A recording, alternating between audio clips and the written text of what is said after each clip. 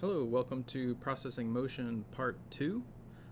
Today we will be talking about uniform motion. So that means we're not changing direction, we're not speeding up, we're not slowing down. We're just going to move at a steady rate. We will begin by reviewing the equation for velocity. Then we'll take the velocity equation and try to implement it in a processing sketch so that we can move things around on our screen. So let's get started.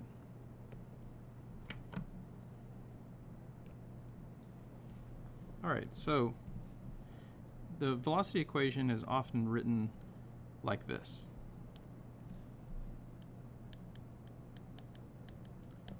Velocity equals change in position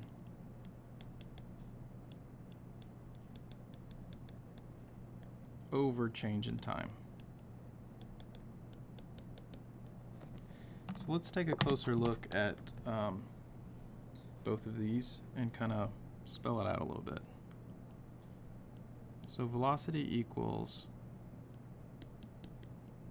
final position minus initial position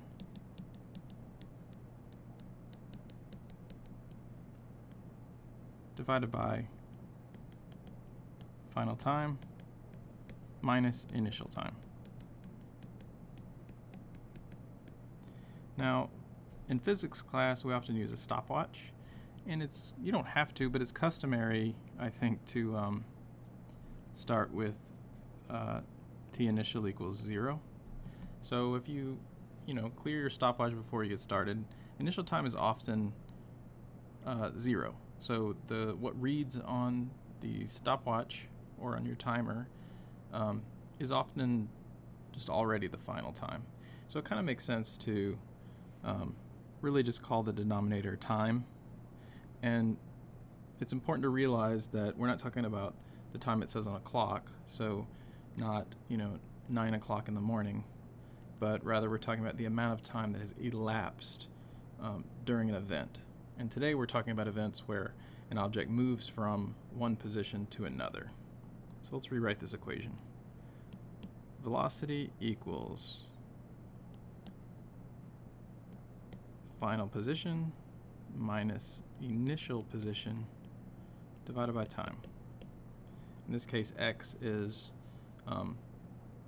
represents position, the f is final, and the I is initial. Okay? So we're going to do one more rearrangement. Well, I think it'll only be one more. We'll see what happens. So let's remember, velocity equals x final minus x initial divided by time. Okay, now let's solve for final position.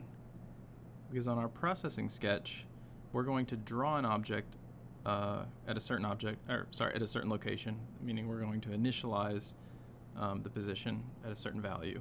And then based on the velocity and how much time has elapsed, it's going to end up at a new position. So the final position is what's going to change, right? So if we multiply both sides by time,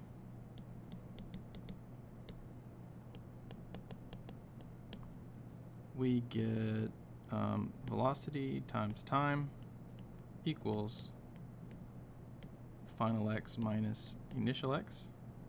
And then if I add initial x to both sides, we get final position equals velocity times time plus initial position. And this is the equation we're going to be implementing with processing, right? An object is going to be initialized at a certain position, and then based on the velocity and how much time has elapsed, the position is going to change. And so these are the variables that determine where our final position is going to be. So let's switch over to the computer and type this equation into some processing sketches. So let's get started by initializing some variables. Time was a variable in our equation.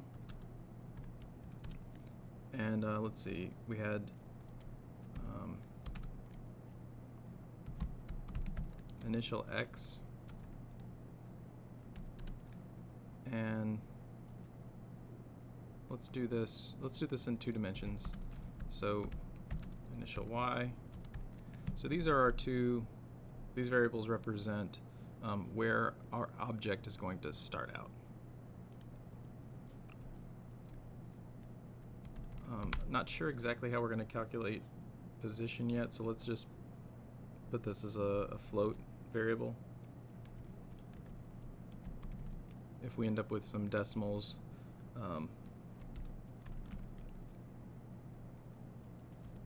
we want the float to be able to take care of that. So we'll kind of start this thing out. Maybe we'll just put everything at 0 to start out with. So of course x is how far left and right we are, y is how far up and down we are.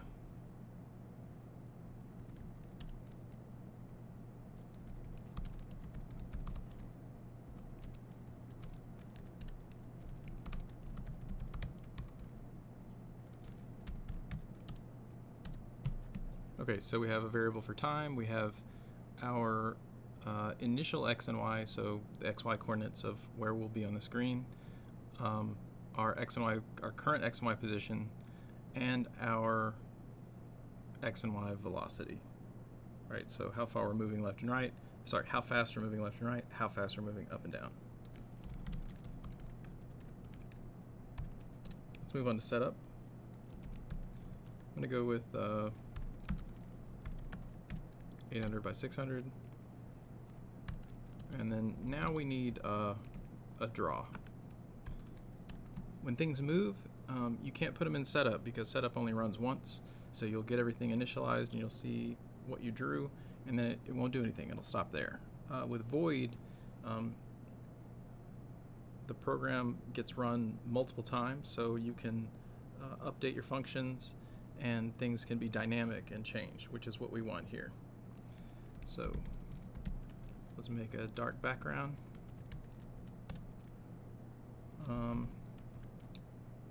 We'll go ahead and put a fill function in. Let's draw things like kind of a, maybe it'll be purple, mixing blue and red. And we will draw a circle at the x position and y position that we calculate. I'll make it 40 pixels by 40 pixels. Now we need to calculate where the object's going to be based on the velocity. So our position is equal to velocity times time plus the initial x. And our y position is going to be, we separated these out too, right? So that's an x there. Velocity y times time plus initial y. Don't forget your semicolons. Now for time, let's say time equals time plus 1. So every time that the program goes through one iteration, then the time will go up by 1. So it just counts. We start out at t equals 0, and then after one iteration through, we do 0 plus 1, which is 1, and then on the next iteration through, it'll be 1 plus 1 equals 2, and then the next iteration it will be 2 plus 1 equals 3, and so on, just like we're counting. Alright, so this is our main equation here. The location of the object, which is going to be a circle, equals velocity times time plus its initial position, right? So at first, with 0 velocity, nothing's going to happen. So we see our circle up here at the top left of the screen. It's not moving, it's not really doing anything. So let's move it down the screen a little bit. So let's initialize the y at 300, and let's give it some x velocity, so it'll move at 4 pixels per iteration. Right, so this is going to be moving to the right. And indeed moves across. Right, so let's play around with the y's a little bit. Let's maybe move that back up to 0 and add some y velocity. Give it like a 2. And now we're moving down and to the right. So the y is moving down, the x is moving to the right. So you can tweak all of this in terms of adding in negatives. You can add interactions to where when the object gets to the other side of the screen, you could have it bounce off the edge, or you could have it go through and show up on this side, like some of our favorite early video games, where you walk out one side of the screen and then you show up on the other side. But for now, we've just implemented a basic picture of the velocity equation for uniform motion. So let's translate this into something with vectors and something that doesn't really involve the time equation, because as I've mentioned before, we don't really need that. Right? So instead, we're going to define some p vectors, and we'll just call it position.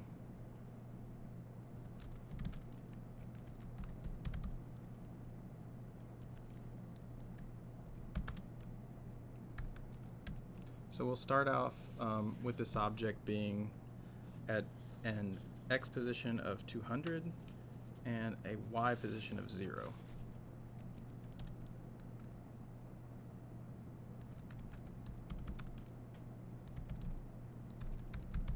And we'll have a p vector called velocity, which we will initialize at 0, 3. So we'll give it a little bit of a y component to start out with. And instead of having 1, 2, 3, 4, 5, 6, 7 variables at the top, now we've condensed that really to 2 p vectors. Okay. Now it's time for setup. That's not going to change, so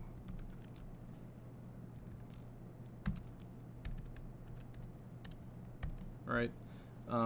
So our initial x and y is embedded in these initialized values here at 200 and 0, and our position x and y will be able to be updated by manipulating this vector, and in this case using the velocity vector, right?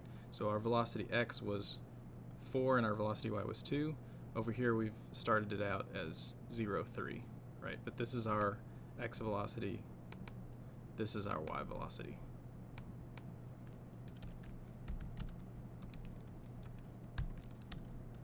Now let's draw. We'll stick with the same background and same color.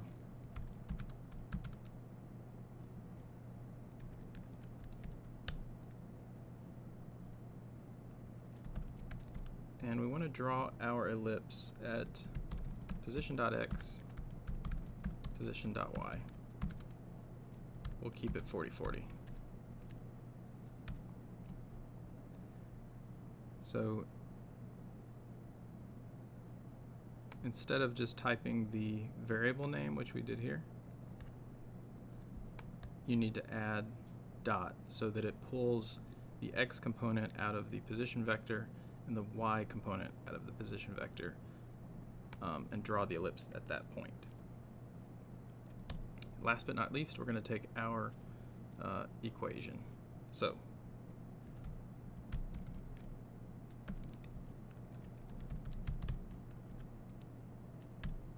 and this looks quite a lot different, right? So let's go back to this code here. This looks very similar to what we wrote down. Position is velocity times time plus initial x.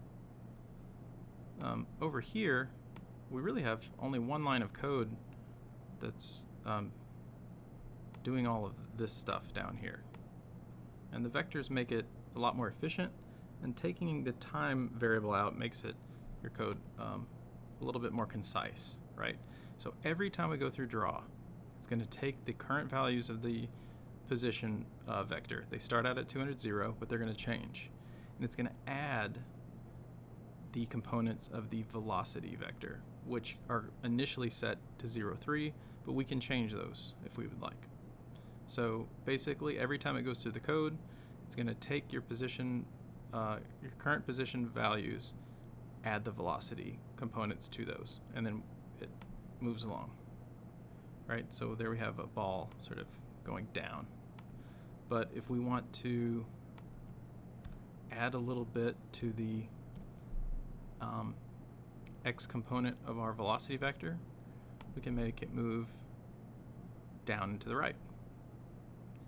If we want to get rid of the y component of the velocity vector, we can make it just move to the right.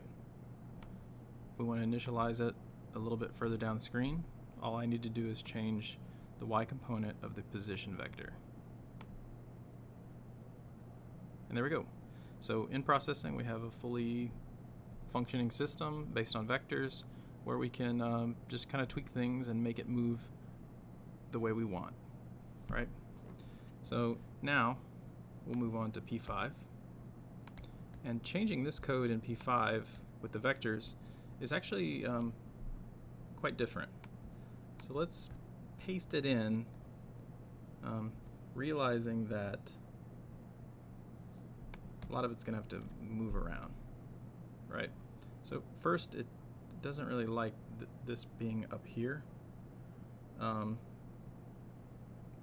let's change the syntax as we go along. So the three things we know we have to change are void setup and void draw become function setup and function draw. We know that size is create canvas, right? So we've kind of tweaked that a little bit.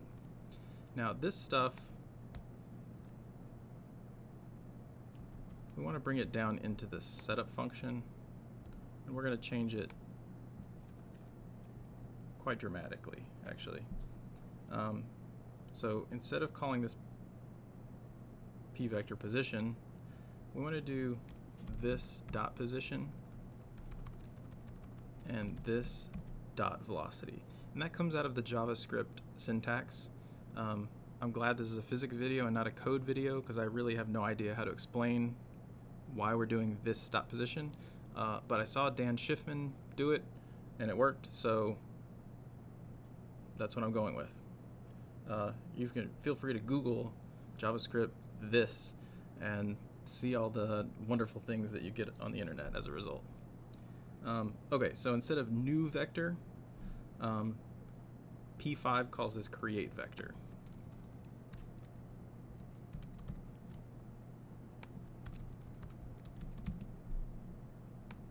And I think we should be in pretty good shape here. For draw, all of this stuff can kind of remain as is. There's not a lot of big changes. The only difference is we need to add this line to the position.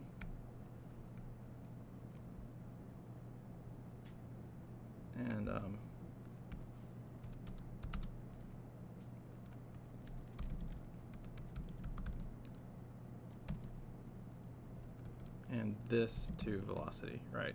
So it becomes this position equals this position dot add this dot velocity.